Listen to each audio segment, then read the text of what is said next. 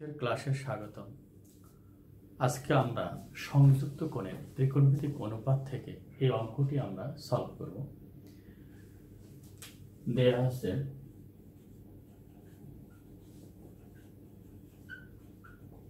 আছে sin θ equal 5/13 এবং π/2 less than θ less than π। যেহেতু থিটা এর অবস্থান দ্বিতীয় চতুর্ভাগে অতএব সাইন থিটা ও কোসেক থিটা ধনাত্মক এবং অন্যান্য অনুপাত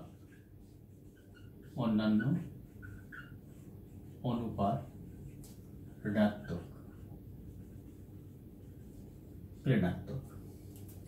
এখন আমরা একটি নমুনা চিত্র নেব। নিচ্ছি এ বি সি কোণ নাম দিলাম। এই অ্যাঙ্গেলটিকে আমরা থিটা বললাম। যেহেতু সাইন থিটাতে আছে লম্ব অতিভুজ, তাহলে ভূমি আসতে বা আমাদের 12। আমরা বিসি ইকুয়াল √ লিখতে পারি AC square minus AB square. আমরা লিখলাম equal √ 13 whole square minus 5 square equal আমরা 12 মান বের করে নেব। এরপরে আমরা লিখব চিত্র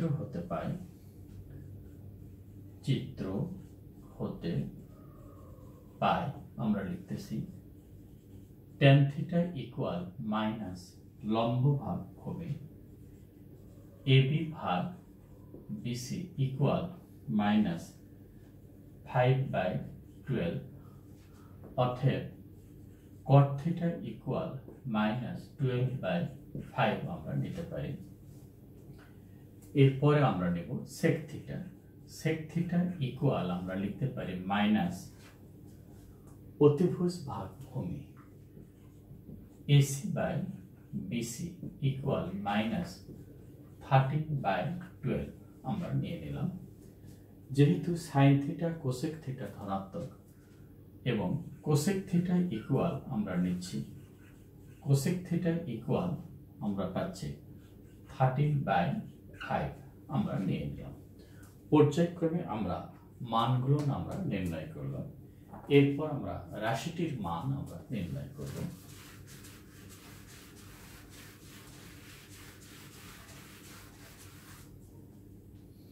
এখন আমরা লিখব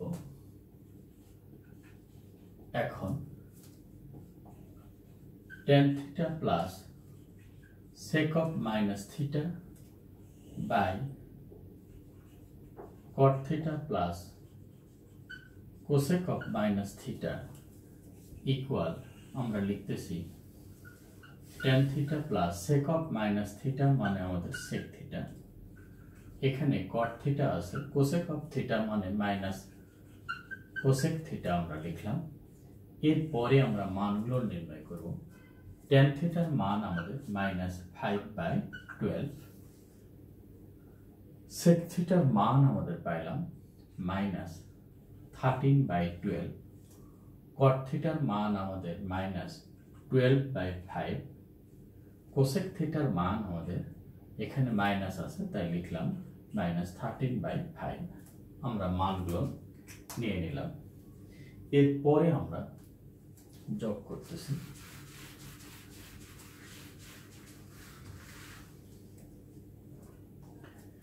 এখানে যদি আমরা যোগ করি তাহলে দেখা যাবে উপরের অংশে যেহেতু লসাগু 12, তাহলে আমরা পাচ্ছি মাইনাস 18/12। নিচে যেহেতু লসাগু 5, তাহলে আমরা লিখতে পারি মাইনাস 25/5 আমরা লিখলাম। মাইনাস আমাদের আউট, তাহলে আমরা লিখতে পারি 18/12 ইন্টু 5/25 আমরা লিখলাম।